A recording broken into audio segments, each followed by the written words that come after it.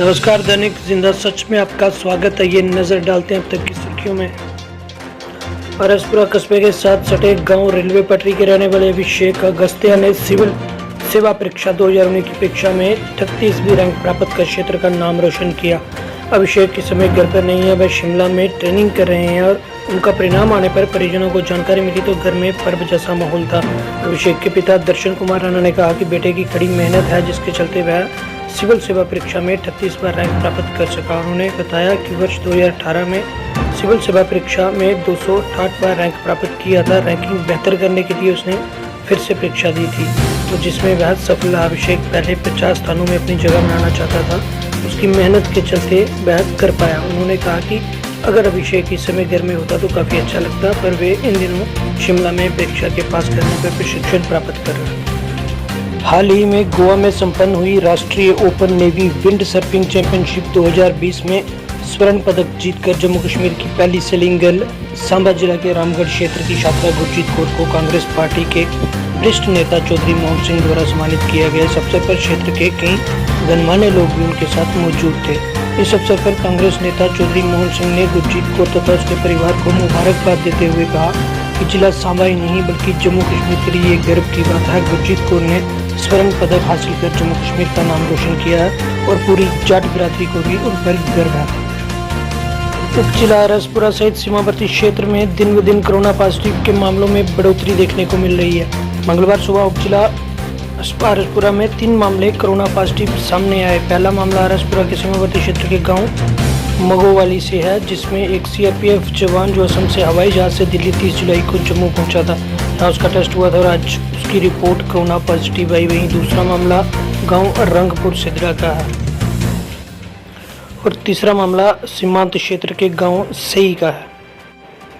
5 अगस्त की तारीख फिर सुर्खियों में है। अयोध्या में राम मंदिर निर्माण की शुरुआत के लिए जो दिन तय हुआ है उसकी तारीख 5 अगस्त। इस दिन प्रधानमंत्री नरेंद्र मोदी अयोध्या जाएंगे और मंदिर निर्माण के लिए भूमि पूजन करेंगे। 5 अगस्त की तारीख इसलिए भी अहम है क्योंकि बीते साल इस तारीख को जम्मू कश्मीर से अनुच्छेद 370 को हटाया गया था। राज्य के पूर्व मंत्री चंद्र प्रकाश गंगा ने बताया कि 5 अगस्त को यादगार बनाने के लिए भाजपा ने अपने स्तर पर तैयारियां पूरी कर दी हैं। गंगा ने बताया कि भाजपा के कार्यकर्ता सोशल मीडिया पर इस दिन विशेष पूजा और शाम को अपने अपने घरों पर दीपावली की तरह रोशनी करने और दिए जलाने का संदेश दिए जा रहे हैं। दरअसल राम मंदिर और कश्मीर से अनुच्छेद 370 को हटाना भाजपा के प्रमुख एजेंडे में शामिल थे। अब भाजपा इस तारीख को एक ऐतिहासिक रूप देना चाहती है। गंगा ने बताया कि प्रधानमंत्री नरेंद्र मोदी ने कश्मीर के अनुच्छेद 370 हटाकर अखंड भारत की झलक दिखा दी। उन्होंने कहा कि हमारे लिए ये बहुत बड़ा दिन है। एक तरफ हम भारत के एक होने की खुशी मनाएंगे, वहीं दूसरी तरफ प्रभु श्री रामचंद्र के मंदिर बनाने के लिए भूमि पूजन शुरू होगा।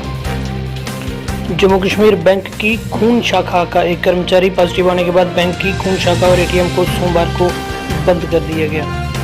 म्युनिसिपल कमेटी बिश्नाह से पार्षद साहिल गुप्ता ने केसी मोड़ बिश्नाह में बॉम्बशेल सैलून का उद्घाटन किया। धर्म जागरण के कार्यकर्ताओं द्वारा लोगों के अपने हिंदू धर्म के प्रति जागरूक करने का काम लगातार जारी है। समय समय पर कार्यक्रम आयोजित कर धर्म जागरण के कार्यकर्ता लोगों की अपने धर्म और संस्कृति के प्रति जागरूकता दे रहे हैं।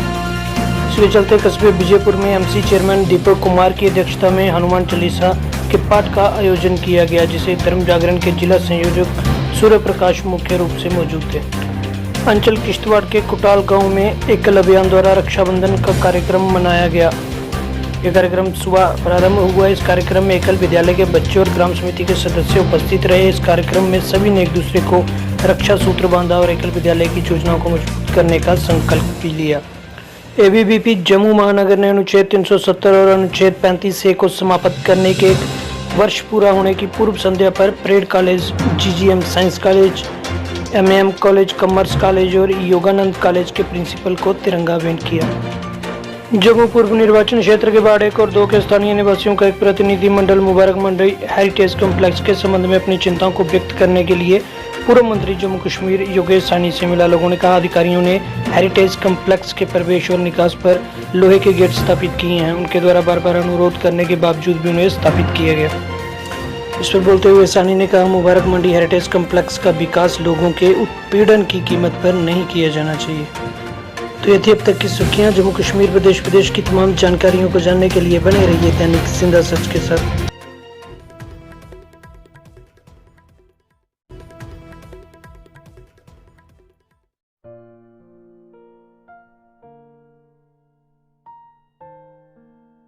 Well, it is hard time for all of us. Due to coronavirus, we have break the situation as earlier it was. But time never stopped for anyone. But it doesn't mean that we should go out and prepare for all the competitive exam. We can utilize this time by doing self-study and taking help of Aspire Ada YouTube channel. To start with, you need to prepare a proper schedule for all the subject, and without going out, you should complete all the syllabus by yourself.